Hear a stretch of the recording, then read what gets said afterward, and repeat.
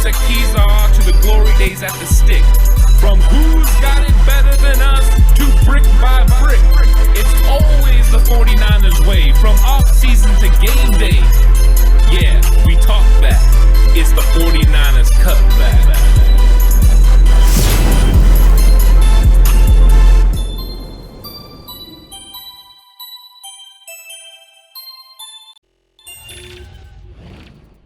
It's 49ers Cutback Podcast time. It is time for the game recap. Alex, I'm excited to get into all the ins and outs of this game because it was a interesting game. And I think that Philly posed a lot of unique challenges the 49ers needed to overcome.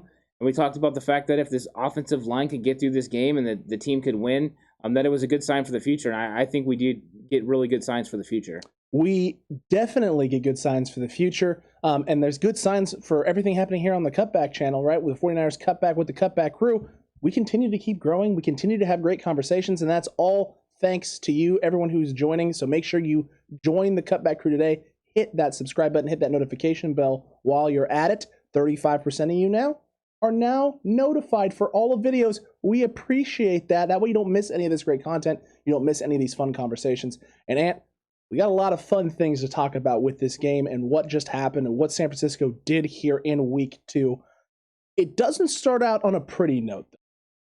Oh, I mean, it really doesn't. To me, the offense looked out of sorts, especially when the first play of the game. I mean, it was obvious, yes, the guy was offsides. The penetration that he got and just the overall, the way he stopped Elijah Mitchell into the backfield, that first drive got off to a bad start, and it didn't end well. It didn't look good. Jimmy didn't look comfortable. They tried to go to the screen to Juszczyk on the second play. It's incomplete. It's a nice setup. Like, there's something there if Juszczyk can get the ball. They just weren't able to execute it. We knew what the game plan was. It was going to be to be able to establish this run game and then hit them with the horizontal offense in the screen game and all that. But they weren't able to execute it at a high level early on in this game, and it was troubling. And luckily for us, the defense was up to the task and was able to hold in there. And that was a surprise. It truly was. That was a surprise in this game because coming into it, we thought maybe the offense was going to have to do more, carry the load, really buy the defense time to get comfortable and get settled in. And while the defense, I wouldn't say necessarily was settled in, they were comfortable.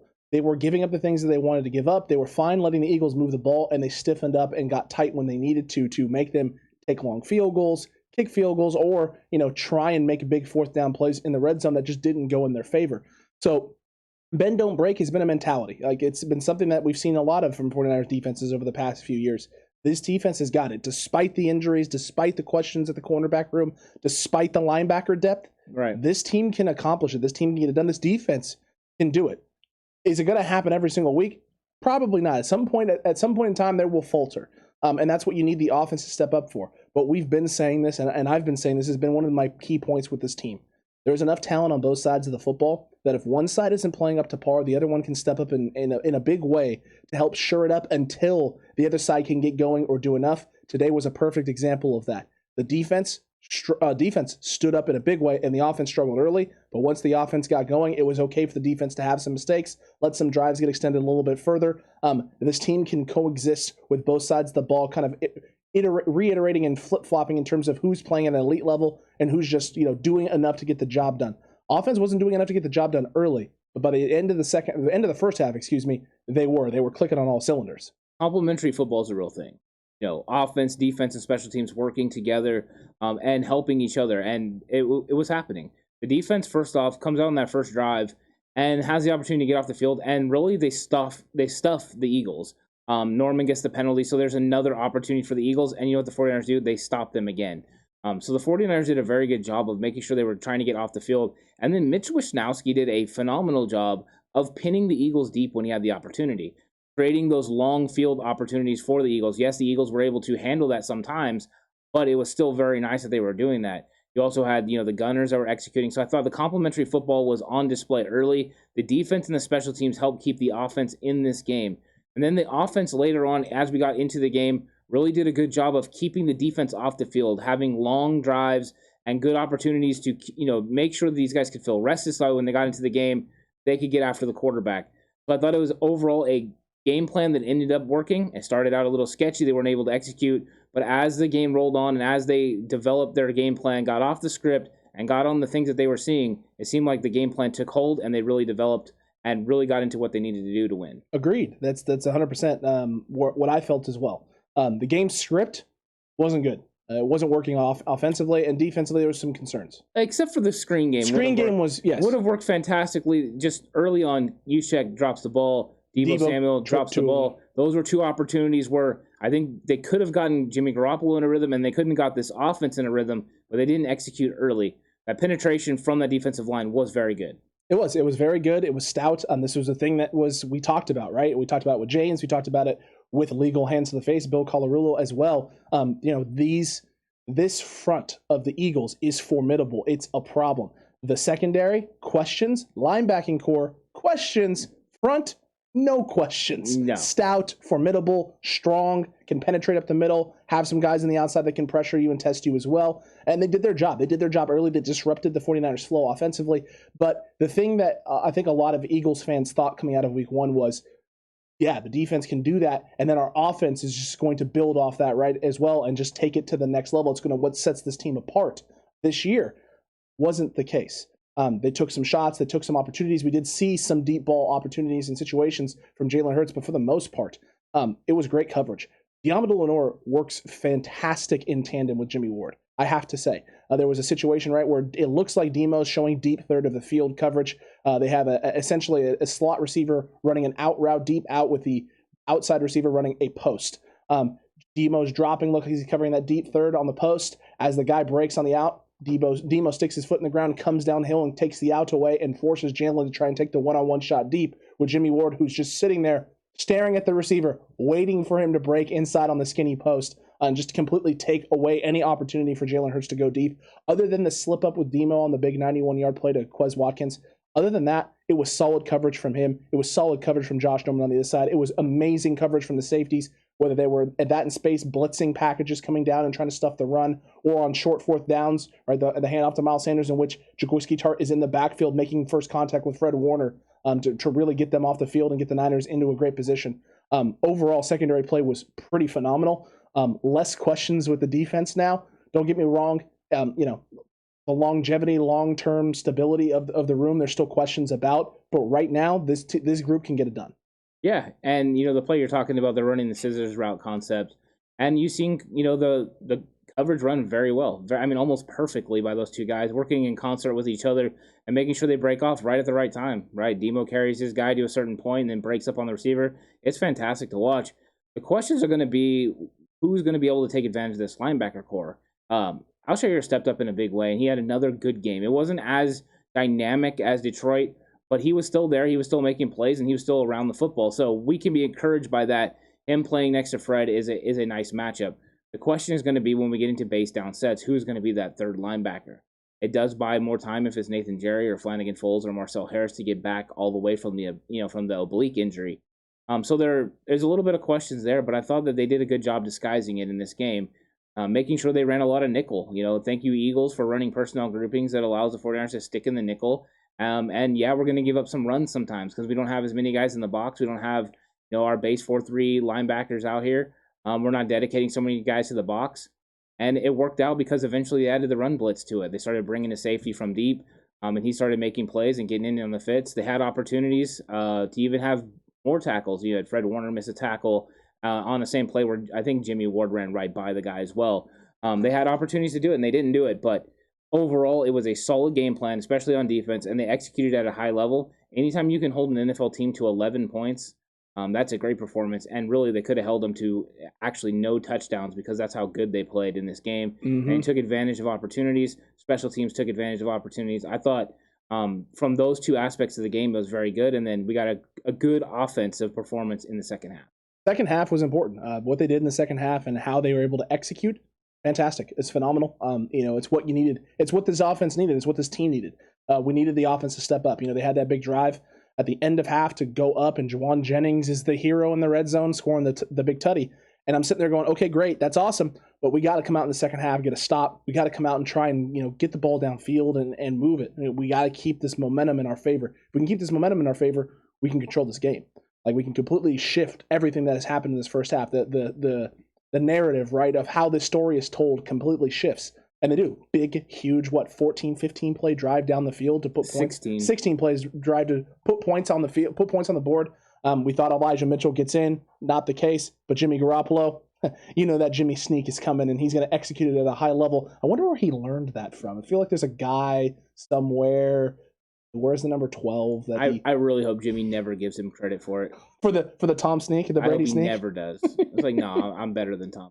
Well, hey, I can tell you what. One of those sneaks, right, where he gets stuffed by, looks like he gets stuffed by Singleton, bounces off the tackle, and then surges forward. That was beautiful to watch. Jimmy fighting for the extra yards, fighting. Some people, I saw someone fighting to keep his job on that quarterback sneak. He's got some fight in him. I like that. I like that a lot.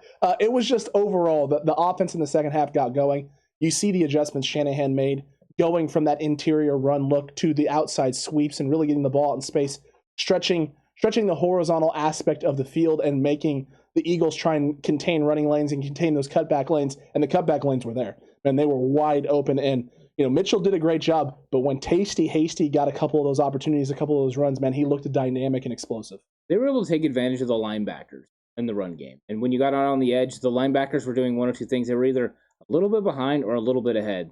They were either getting caught up in the wash or sitting a little bit too far back on the cutback lane. These guys were able, the offensive linemen and George Kittle and Kyle Juszczyk were able to push guys through and then allow these guys to have like a little bit of a seam, cut back, and then get up the field. JaMycal Hasty, you could tell his legs looked fresh in the second half. He looked really good when he got out there, and he executed at a high level. I bet you Elijah Mitchell wished he would have had some of the same holes that JaMycal Hasty got. That's right. But that is the product of going 16 plays. That's the product of having these long drives where the Eagles defense spent a lot of time on the field in the second half and at the end of the first half, that it finally took its toll because you're still not in full football shape. You've seen guys starting to come up cramping and all that for both teams. I mean, that's just what happens when you play football in humidity and you play football this time of year. So I thought overall that was what was very nice is that at some point the 49ers execution took over, getting key first downs, whether it was on third down, third and short, or whether it was on fourth and short, they converted those downs. And by doing that, they were able to extend drives and keep the defense off the field, keep the defense fresh, and allow your offense to methodically move the ball, which we knew was something they wanted to do. They did it. They took care of business. And that's why they ended up coming out with the win. There was just not enough time for the Eagles to come back on them.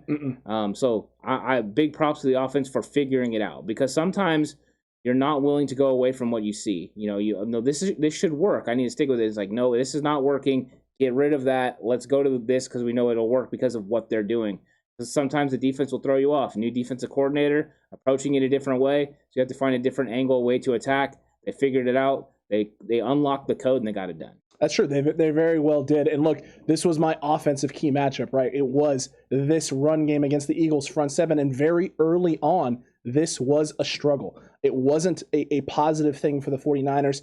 Trying to get any sort of vertical run game going didn't happen. It just didn't happen, right? And so it's one of those things where I saw it unfolding. I saw what was happening. It's like, man, it doesn't look like we're going to win this battle up front. And that could spell a long day for the 49ers. But the second half, I don't know if this is necessarily a win in the key matchup regard, because the Niners don't have the big explosive running day, but they won it in the second half, and that's all they had to do. They just needed to win it in the second half and be able to control the clock and move the ball and control the game, and they did it. So it's probably closer to being an actual push, but I'm going to give the Niners the win on this and this key matchup a win because of that reason. When you needed to establish the run game, the adjustments got made and you were able to establish it, and you were able to move the ball down the field, extend drives, control the clock, keep Jalen Hurts on the sideline, let your defense rest up. Because after that first half, there was a lot of rotating and a lot of guys in there, and the Eagles offense was able to get a lot of plays off, and the 49ers defense and the pass rush early looked like it was struggling. Second half, they got a lot of break, they got a lot of rest, and they started dominating in that second half, which is what you needed. Yeah, first half, no run game, which means your offense sputters. Second half, run game is there. Even if it's only getting 3-4 yards, whatever it is, you're getting yardage. That was what was encouraging, was they were able to spread these guys horizontally, make them chase the ball down the line of scrimmage, and give yourself an opportunity to you get third and shorts or third and manageable. That's what you were trying to do. So overall, in the second half, it was a definite win for the 49ers in the run game. I would say you're probably right. It's close to a push. First half Eagles, second half 49ers. But they had to get it done, and they got it done when they needed to. And they made those adjustments, and you can't fault them for coming in with a game plan that didn't work. Sometimes that happens, and you got to think on your feet. You got to think on the fly, and they got it done. My offensive key matchup was these 49ers wide receivers against everyone that wasn't, the big time Darius Slay. So it was everybody else. And I thought that the 49ers took advantage of that. They really did. We seen Nelson get beat a couple times. We seen Maddox in the slot. No, he wasn't up to the task. We were told he was going to be. He wasn't.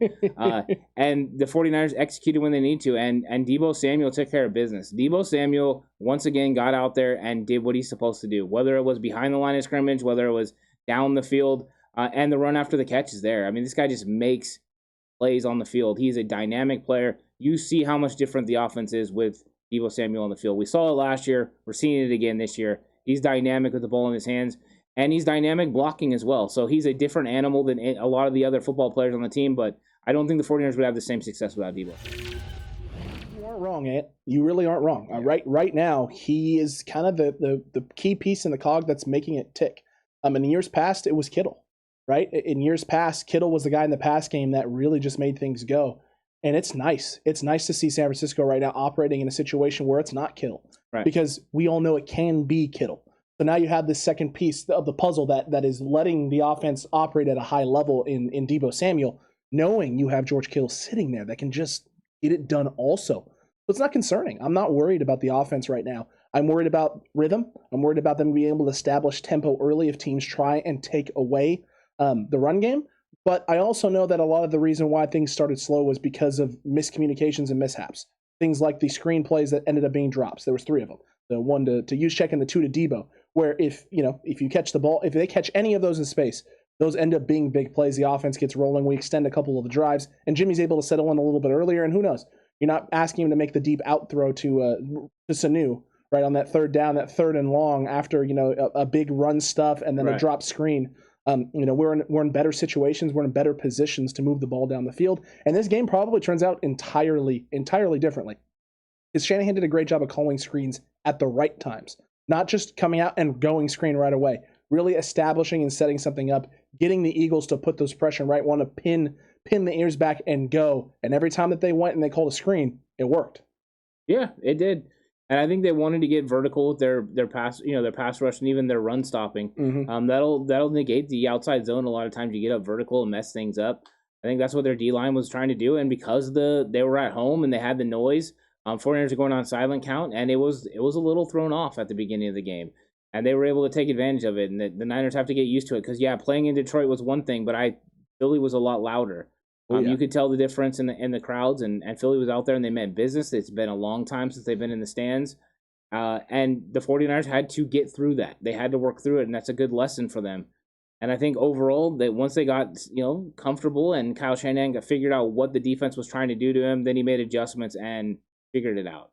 But it's all about adjustments in football. I mean, if you just go in there and try to do what you do, a lot of times you're going to have some problems. I mean, sometimes it works that way. Sometimes. But you have to figure out what they're doing. They were trying to take George Kittle away. They were trying to make those wide receivers for the 49ers beat them, and the 49ers wide receivers got it done. Whether that is Deebo Samuel, of course, or Jawan Jennings, they were executing plays, but Trent Sherfield making very pivotal catches to, get first downs and move the sticks. And Brandon Ayuk with a great one to move the sticks. So when it was crunch time, these guys came through. Mohamed Sanu even got a pass interference call on him where he would have been open, but he was getting grabbed. He was getting held hard. Oh, definitely. So there were opportunities for all 5 of them. I thought all 5 of them looked good, and that's promising for the 49ers because when they try to take away George Kittle, that leaves opportunities for somebody else. Maybe next game they're trying to take away Deebo Samuel, and that leaves opportunities for George Kittle. But all these guys are going to have their opportunities to step up, and when their number is called, they got to execute. They're going to have to. It's going to be very, very important. But we did have some guys this week offensively who their names got called. It became time for them to shine, and they stepped up. It's time for the 49ers straight beast offensive players of the game.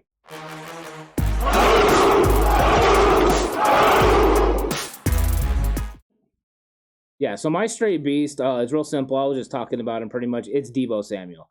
I think Deebo, through the first 2 weeks of the season, is the 49ers' best offensive player. I don't think it's even close. I just think he's that good right now. He's executing at a high level.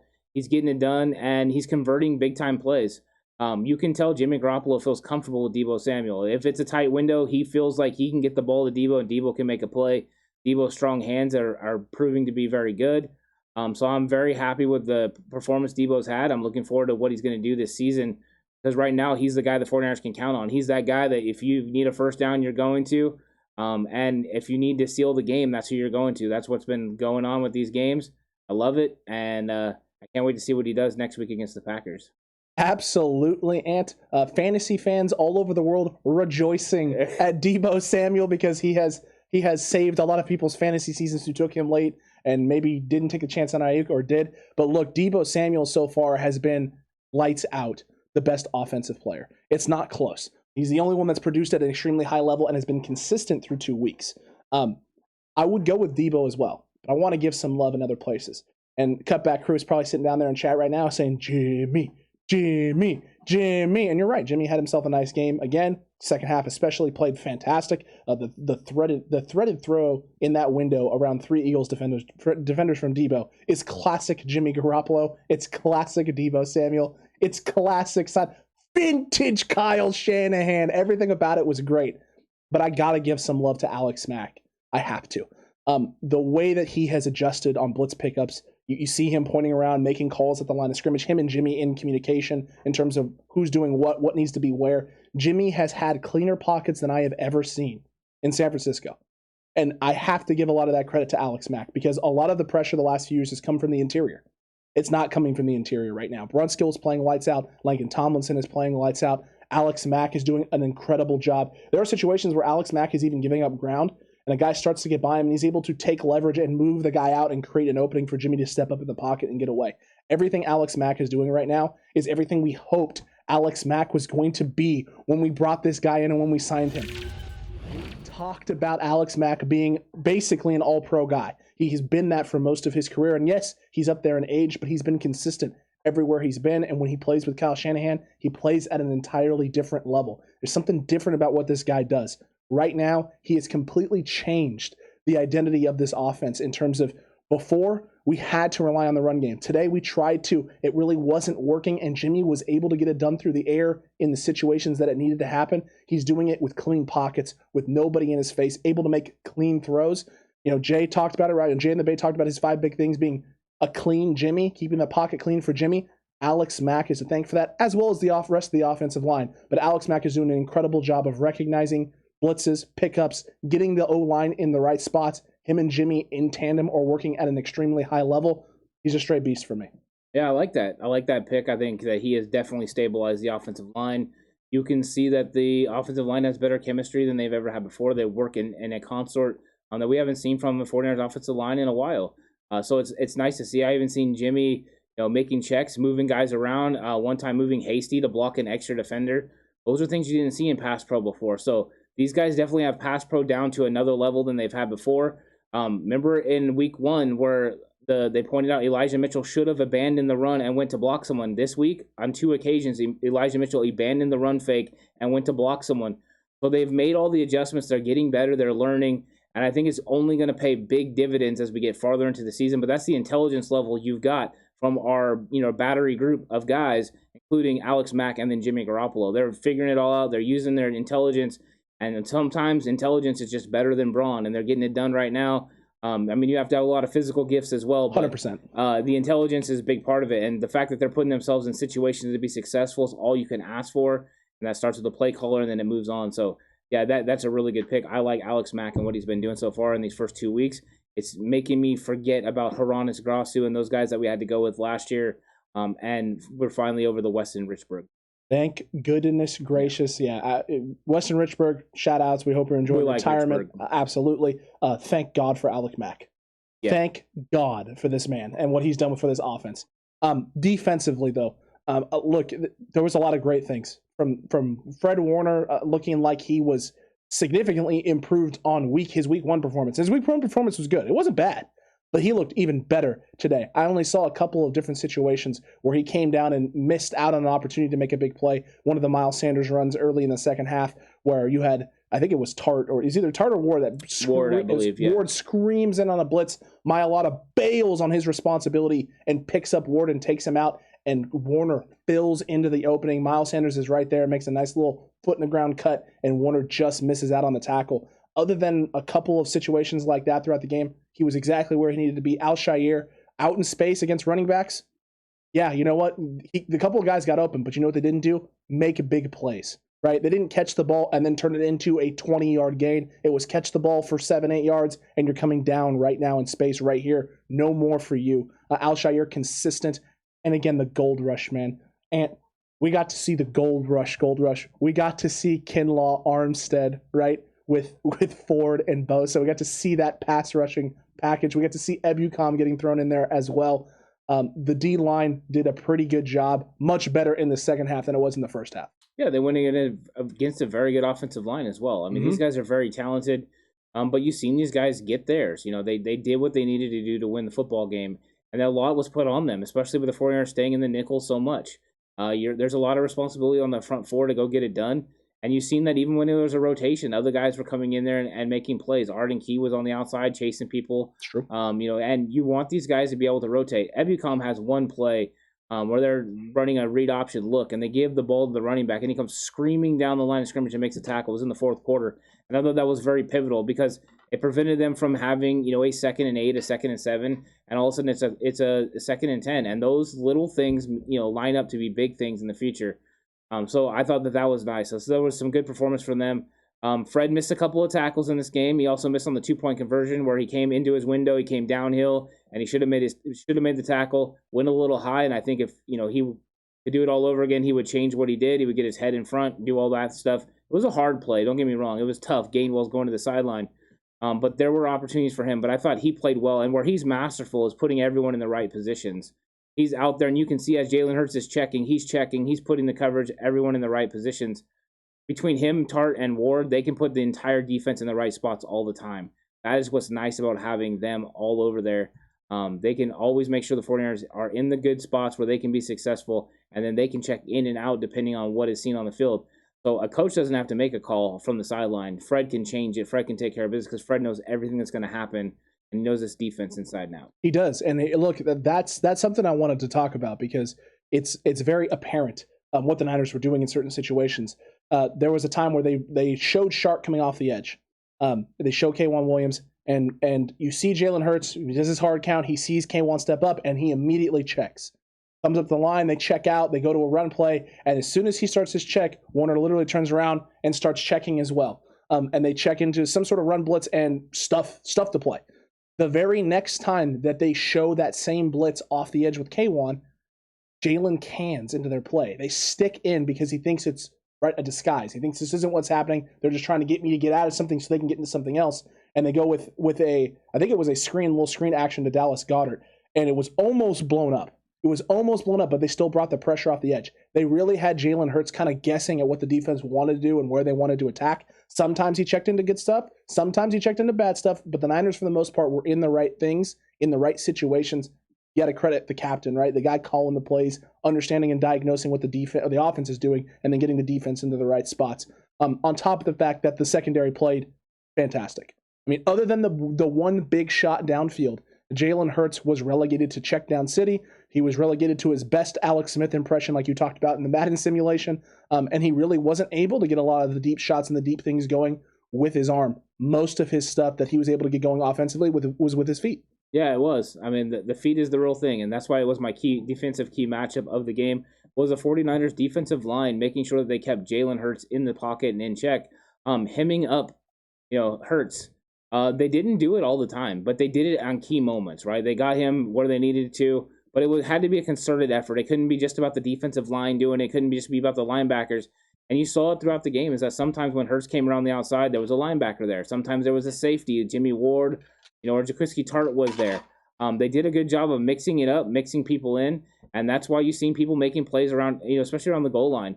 He has the one where he gets around the outside, and you've got Al-Shaiir running with him, and Al-Shaiir almost makes a tackle, and Jimmy Ward's there to clean it up because they had dedicated players to be there to stop him. It was a concerted effort and a very well done job. Yeah, the yards are going to look crazy. I think at some point in the fourth quarter, he had like 37 yards. I'm okay with that. That's about where I would like. And then that last drive, it completely gets skewed. He has a long 27-yard run down the sideline. I think he had like another 8 or 9 before that. So it makes it look like this guy was a world beater in this game. I think overall they did a pretty good job of hemming him up. And then the numbers later on, were kind of those. They're just in that prevent, which I'm absolutely hating at this point. but you're living with it. So I think the 49ers did a good job of this, and it's a good sign because they have other quarterbacks that are going to be coming that are maybe even a little bit more, well, they're not a little bit, they're a lot more dynamic than Jalen Hurts. You are correct there, sir. And you're right. It's one of those things with that situation and just everything that happened with Hurts and what he did. It's a lot of it's inflated. The passing numbers are inflated. It's one big pass play, it's one big run play, and that's why he ends up having the situation that he has. But no, you're right on your defensive key matchup. I liked it. I thought the Niners did a very solid job with what they needed to do. And mine was going to be K1 versus Devontae Smith, and this is a big fat W. For me, this is a big fat W. K1 Williams locked down in the slot. I can think of Devontae Smith having one catch on K1 Williams there in the slot, and then you had the big one. I think it was Watkins on the sideline on that out route in which they got K1 for defensive pass interference. I can't figure out for the life of me how he's turned inside with the gentleman, full extension of the arm. K1's on the ground, and it's defensive pass interference. Is what it is. Okay. Everyone sees the game differently. I don't see it quite that way, but it is what it is. For the most part, Shark was where he was supposed to be. He has the crucial Philly special stop where he's all over, diagnoses it, picks up Jalen Hurts, doesn't come downhill to try and take away Greg Ward Jr. Let's Fred Warner. That's all you, my guy. Take care of that guy one-on-one on space. I got this dude behind you in case they try something fancy. It doesn't work. Ward has to throw it away, and the Eagles are kicking themselves for not having taken those 3 points. There were people in Philly that had podcasts and stuff that were saying K1 Williams, who? Well, now you know who it is, and he's on you. He played very well, and I thought the 49ers were going to go in there and try to take away Devontae. I thought that was going to be the game plan. Jalen Hurts has some chemistry with him, so let's get him off his game. Let's take away Devontae. Let's make everyone else beat us. Mm-hmm. And that's what they went in there and did. And you know what? The Eagles really tried. They tried to go deep down the field to Rager. Didn't work. They tried to go deep down the field to Watkins. It worked. But it only worked once. Watkins didn't consistently beat us. You talked about the one with K1 where there's a lot of contact. K1 falls down, and then he makes the catch on the deep out. And a lot of that was because the 49ers couldn't contain Hurts and let him get outside the pocket where he extended the play, or that play is not there because he's completely locked up and covered early on in this. So, yeah, I think they did a very good job, and I think that was a good matchup. And I think people underestimate the ability of K1 Williams to play that nickel. He's one of the best there is in the league at doing that. And that's why I was so surprised he didn't get a huge contract, because people are missing out on what this guy does, the way he's able to lock receivers up in the slot and also blitz off the edge. He's good in the run game. There's not a lot of weaknesses in his game, and as long as he's healthy, he's a very pivotal part of this 49ers defense. And I always feel comfortable when I see him on the field. Oh, whoever's locked in the slot with him, they're going to have to battle, and they're going to have to do their best to beat him. Is he going to get beat sometimes? Yeah. But he's going to always make sure he's right there battling and a part of the game plan. So I do like him a lot, and I like that matchup, and it ended up working out in the 49ers' favor. You're not wrong about that, and it definitely did. And this is the thing with K1. He has not been a guy who, when he gets beat, they aren't big plays. They're not touchdown breaking plays where he is on a guy, misses a tackle, and the guy rumbles into the end zone 30 yards down the field later because, there was a clear out. They isolate this guy one-on-one in space. If this guy gets beat, per se, right, and a catch is made, he's bringing him down or forcing him out of bounds, whatever it ends up being. K1 is consistent. If anything else, he's consistent. He's creative in how you can use him to blitz, right, the passer, or utilize him in the run game. He's diverse. He's not expendable on this defense. He's extremely important and valuable to what this defensive identity is and what you have to do. I like everything that I saw out of him today. He continues to build. Man, I'll tell you what, DeMeco Ryans, despite the losses, still has a bunch of pieces and a bunch of toys to play around with on this defense. Yeah, he does. And the addition of Norman seems to be huge right now. It does. He played very well, and that is a good sign for the 49ers, because if that secondary is stabilized by the veteran presence of Norman and Kirkpatrick, and Lenoir keeps developing the way that he's developing, we're not going to have questions because Mosley's going to be back at some point. And then we're going to be feeling very comfortable with 4 guys back there. Mm-hmm. Ambry Thomas is going to be a lot of healthy scratches, it looks like, this season. It does. And you know what? I'm okay with that because he's not ready. Let him develop and let these other guys go out there and play and compete. When you have veterans, they know how to play zone coverage. They know how to handle route concepts. They know how to read drops. They can do all the things that you need them to do, and that's why Norman's always in the right positions. Sure. Did Norman get grabby? Yeah, he did. You know what veterans do? They get grabby. Look at Richard Sherman. He used to get grabby all the time. No, that never. is something you do. And then you look at the ref and you're going to call that. Do you know who I am? I'm Josh freaking Norman. Well, and not just that, right? Yeah. I'm in the right spot. Oh, 100%. I'm in the right spot. You can call the grabbiness all you want, but like it better be going both ways, because the receivers doing just as much. Receivers in the NFL now do just as much hand fighting and grabbing and pulling as DBs do. Well, because they know they can get away with it. Correct. This is a very offensive driven league, and who would have thought scoring points is kind of important for the NFL and ratings? Yeah, and yet the Eagles only got 11. Not enough. Yeah. But you're right. It is ratings driven, and the 49ers defense is it's very good. I think it is. I think the front seven, sets the tone for everything. But you've seen even Greenlaw's out, you have Verrett out, and yet the 49ers defense comes out and has a better performance on defense than they did against Detroit. That means that we have a coordinator that knows how to scheme it up. We have players that know how to step it up, and then when you put it together, you can still execute at a high level. So DeMeco Ryans is not the fall off that everyone thought he was going to be from Robert Saleh. No, there was a lot of the national pundits that were saying, "Hey, this is a huge fall off," and it's not there. DeMeco Ryans is a smart cat. He knows what's going on. The only thing he needs to do is fix his fourth quarter defense, and once he does, he's got this all in line. But so far, I like the way he's navigated the injuries and then executed the game plans, bringing strategic blitzes, trying to get home for 4, but when it doesn't work, then bringing extra guys, especially in run down situations where he's run blitzing more than I ever seen Robert Saleh do, and it seems to be very successful. And when they blitzed Jalen Hurts, they either got home or made it difficult for him to get a very accurate pass out. Absolutely, man. It's impressive everything that the defense is doing to what DeMeco Ryans is putting on tape, with the exception of fourth quarters late. Other than that, I like what I'm seeing. I agree with you on that. But Ant, from straight beast to block is hot defensive players of the game, we got to hit these guys up, because there was a lot of questions. Can this defense get it done? Can they step up in a big way? They did. The block is as hot as ever, and let's see who they are.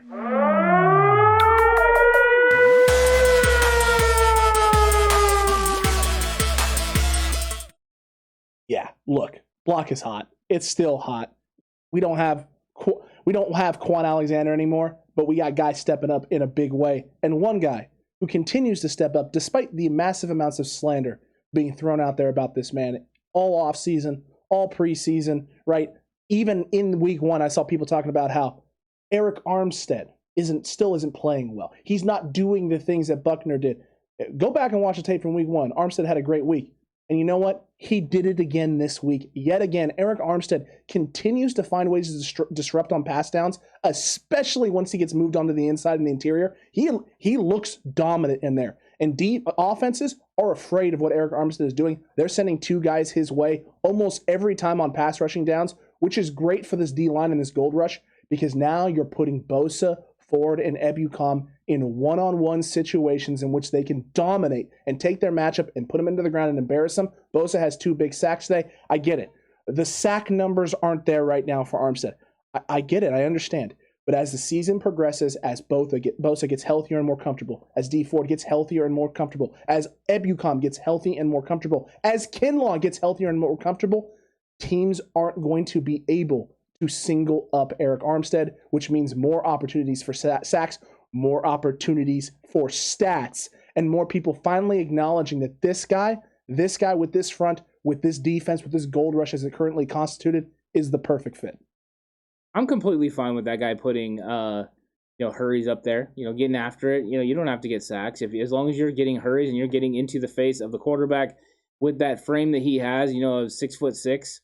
He can get in there and he can make some people uncomfortable. And I thought he did really good against the run. He played very good against the run again, especially on the inside. It looked like he was very explosive. His arm over move was fantastic in this game. So 100%, I like what Armstead did in this game. That's a solid pick. He's had 2 good weeks in a row. Is it showing up in the sack numbers? No, but that's not what it's cracked up to be. I guarantee if you ask Chris Kasarik or you ask DeMeco Ryans what they feel about Eric Armstead, they're going to say they're very pleased with what he's doing, because he's operating and really executing every aspect of his game right now, whether he's playing outside and setting the edge or he's playing inside. And you know what? Guess what? One thing we always talk about him is break and contain. And on the 4th down play down near the goal line, he didn't break contain. He's sitting there right there waiting for Greg Ward. He's in the right positions. He didn't get beat outside. And because of it, he helped prevent the play from being successful. So it's nice for him. And for me, my block is hot guy is going to be Nick Bosa. Bosa's back. He's better than ever. He's pretty good. But he had 2 sacks in this game. One of those, he actually got the ball out. Yes, the Philadelphia Eagles recovered it, but that is the opportunities that you want to present, and he got it done. And Nick Bosa's back to form. He looked good. He played a lot of snaps. He looked comfortable, and I think we can just expect the forward trend. And the better he gets, the better everyone else. And we've talked about this before. When Nick Bosa's playing at the top of his game, they have to dedicate an extra blocker to him. So they were chip blocking him a lot, whether that was receivers, tight ends, running backs, whatever they were doing, they were chipping him. When that happens, you don't have those guys out in routes. They chipped him with Jalen Reagor once, and Reagor never even got past 2 or 3 yards down the field, which means there's one less guy you have to cover. So, yes, he didn't get home on those plays. He's getting chipped.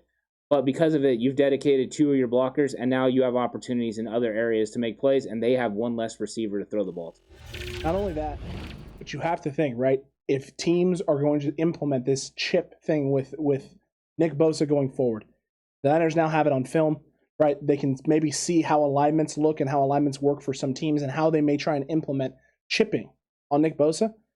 They'll just throw him on the interior, right? They'll just stack up with another guy out there and throw him on the interior on certain pass rush situations in order to free him up so he can't get chipped. You can't chip him. That's always an option as well. The Niners aren't going to show everything right now with their pass rush and what they're going to do.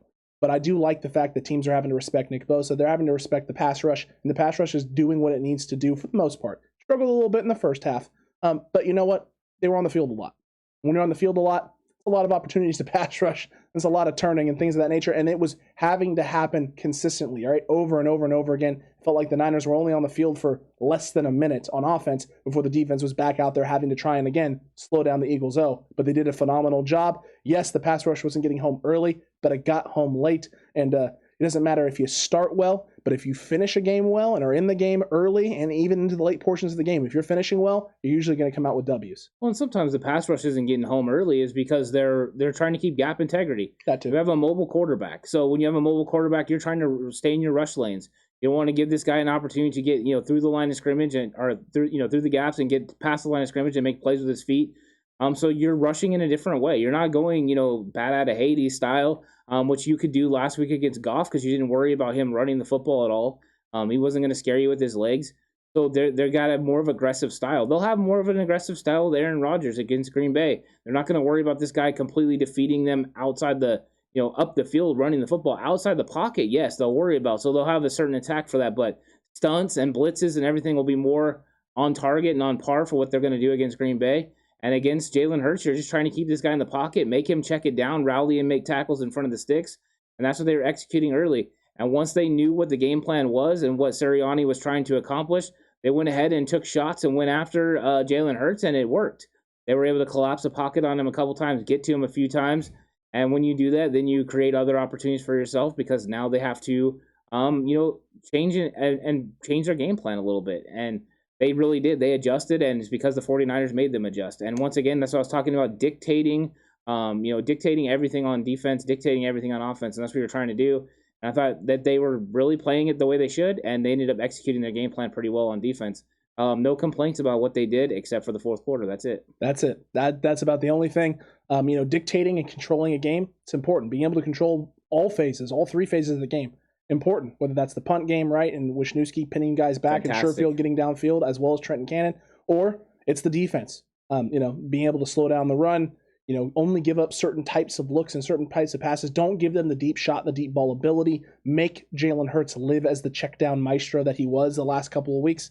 The Niners are doing what they need to do. And part of the reason they're able to do what they need to do, Ant, is they hurt on people, whether that's on offense or whether that's on defense. We do have some people that we need to induct this week into the hurt business.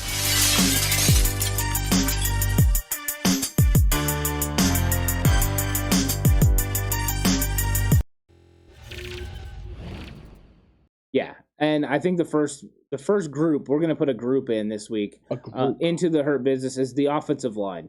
Because the offensive line, when needed, all had certain situations where they put the hurt on people. We know what Trent Williams does, and we know what he can do. But it seemed like everyone was getting into the act this week, whether it was Laken Tomlinson, Daniel Brunskill, Alex Mack, or Mike McGlinchey. They were taking care of business, and they were getting out there on these screens and on these sweep plays and putting people into the ground, which was nice. So The whole entire offensive line is in the hurt business. Did Mac have a pancake? Because I didn't see it. He was driving people off on the quarterback sneaks. He was driving people off on the goal line. I saw those. Yeah. So that's what I mean, though. He says, because I didn't see it, I know for a fact I saw a Trent Williams pancake. I know for a fact I saw a McGlinchey pancake, a Brunskill pancake, and a Tomlinson pancake.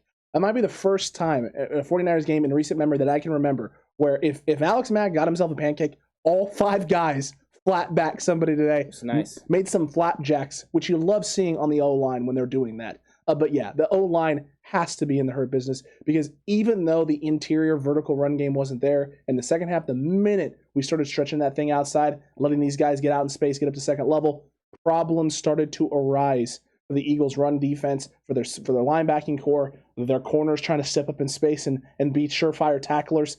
Try taking on some blocks from Mike McGlinchey moving full speed, Langston Tomlinson. There was one, man, an interior one where Langston Tomlinson literally gets a guy turned. He just gets a guy turned, and he opens up a nice hole for Mitchell, and Mitchell gets through and gets about 4 yards, but as Mitchell is making contact and trying to drive his feet and get some extra yards, it goes from Langston Tomlinson just holding the guy off and creating the hole, gets his hips around, to Langston Tomlinson has complete control, drives him backwards about 3 yards, and then puts him flat on the ground. And I just looked over at Megan, and I was like, oh yeah, that's the stuff you want to see from your O-lineman. That's the stuff you want to see from your left guard, who people sleep on. People sleep on Langston Tomlinson a lot. I loved what I saw top to bottom from the O-line today. Definitely needed this to be an O-line hurt business day. Yeah, and I think that no one in 49er land sleeps on Langston Tomlinson. I think it's just the outside world that doesn't see it because they don't get to see him consistently play. And that's one thing he does every single week is goes out there, plays at a high level. High level indeed, but we can't forget about some guys on the defense, and I got to go with Deommodore Lenoir today. He gets into the hurt business, laying the smacketh down on Devontae Smith on one of the little hitch routes he has. He catches the ball on the sideline, and Deommodore Lenoir, hey, you know what? You made a catch. Nice route, guy, but you know what? Eat this as well. Nice shot right to the back, putting him out of bounds, making Devontae Smith think twice the next time he runs a hitch route. Do I really want to leave myself open here in space? Devontae Smith had a couple of nice situations there and a couple of nice catches. But for the most part, Demo, especially when Demo was on him, he didn't get a whole lot, including in the red zone. They had that one where Jalen kind of escapes the pocket. Fred gets some pressure in his face, and Demo's there to make the catch as difficult as possible. Demo, we love to see it, man. Stepping up as a 5th rounder. Again, Kyle Shanahan, John Lynch, the scouting department, hitting on the guy in the 5th round, and he earns himself a hurt business inductee, laying some smackdown today. I like it. Now I'm going to flip over to the offensive side and the people's tight end, George Kittle. He could be in the hurt business every single week because this guy goes out there and puts a hurting on people, and he did in this game. He was pancaking people, and then the reaction afterwards, just the excitement of him just putting someone on their back, imposing will. He's so fun to watch, and I just love it. I love the fact that he gets all behind the blocking and knows that is a big part of the game. That's what makes him special and different than everyone else is because he does it at such a high level. So I would say, George Kittle, you're in the hurt business. You're probably going to be there every single week. That's probably fair. We probably have our first 17-time hurt business inductee in George Kittle. That's fair enough. And then Al-Shaiir as well. Again, laying some more hits, man. I'll tell you what. If you'd have told me before the year that Al-Shaiir was going to be a guy that was going to be, a key cog in the defense, wasn't going to be a guy that gave up a lot of big plays and was actually going to be kind of a surefire tackler and laying the wood on people, Ant, I would have been like, do you mean Dre Green? You mean Dre Greenlaw, right? We're talking about Dre Greenlaw, not Al-Shaiir. I had a lot of questions about Al-Shaiir heading into the season. You know how I felt. I wasn't convinced. I'll eat it. I'll eat a lot of crow. Azeez Al-Shaiir has been an absolute godsend for this defense and the linebacking core with what he's done so far. I can't wait till we get Dre Greenlaw back and we get all 3 of these guys running. The hot boys may be back. There's a lot of development there. He has definitely improved over the years. D'Amico Ryans has developed him. And this scheme really fits what he does. But the 49ers have found a way to turn, these quick guys into very disciplined and good players that they can use and be successful with. One last player I want to put in the hurt business I like it. Is DJ Jones. The fact that he was able to make the big stop, when they're trying to get the first down, he's able to get in there and make plays. But he was bringing the wood all day long, and he was going and battling. And when he hits somebody, they go backwards. There's no falling forward. So DJ Jones, I had to put him in the hurt business. I needed him in there because I thought he had a very good game. He did. DJ Jones, phenomenal game. I like that last little inductee there, and it's fantastic. Cutback crew, though, let us know if we missed anybody in the Hurt Business. Did we not give someone a Block is Hot Defensive Player award that we should have? We want to hear about it down below, as well as straight beasts. Are we sleeping on Jimmy Garoppolo? Are we sleeping on George Kittle? Should we have given it to somebody else? Let us know about it. And while you're down there commenting away, don't forget to like. Don't forget to subscribe. If you haven't already, hit that notification bell as well. That way you don't miss 9 a.m. face-offs on Mondays. You don't miss our recap shows Mondays at 11. You don't miss our daily videos at 11. You don't miss live streams on Thursdays. You just don't want to miss any of this content. We got so much stuff coming at you. Lots of ways for you to interact, whether it's Discord, whether it's Patreon. Cutback crew, you got it all. You got it all, and we're continuing to add on each and every day, each and every week. Man, this channel is growing at a fast rate, and I'm excited about all of it. Yeah, I'm excited because it gives us more opportunities to talk 49ers football. Anytime you have more opportunities to talk 49ers football, I'm into it. Anytime that we can have more conversations from different perspectives, I'm into it. So there's a lot of great things that are happening on this channel, and there's a lot of great content that you can consume. Let us know what you think about the content. If something's not for you, that's okay too. But just enjoy whatever you want to enjoy and get involved in the conversation. And it's fun. Everyone has a different perspective on 49ers football. Everyone watches a game and sees it a different way. You can only go with what you see, but I think a lot of times people can open up your horizons and open up your thought processes, and maybe you can see what they're coming from. Even if you don't agree, you can see where they're coming from, and that's part of the fun about being a 49ers fan, is that everyone views it a different way, but we all view it the same way as we want a W. So you view the game differently, but the outcome the same. Get that win, and that's what it's about. Eat W's around here. Okay. Some Jameis love, some Florida State love for you behind, and that's all for you. Yeah, definitely. Everyone enjoys it a different way. Cutback crew, let us know about all of it down below in the comment section. Don't forget to interact with us on our socials as well. Facebook, Instagram, Twitter, all of them. You can tweet at us, right? You can find us on all of those. We got stuff coming out daily on all those, on Discord as well. And this was a lot of fun. Cutback crew, we love y'all. Make sure you're subscribed if you haven't already. And until the next one, 49ers fans, until week 3, you stay safe. Remember, the right way is always the 49ers way.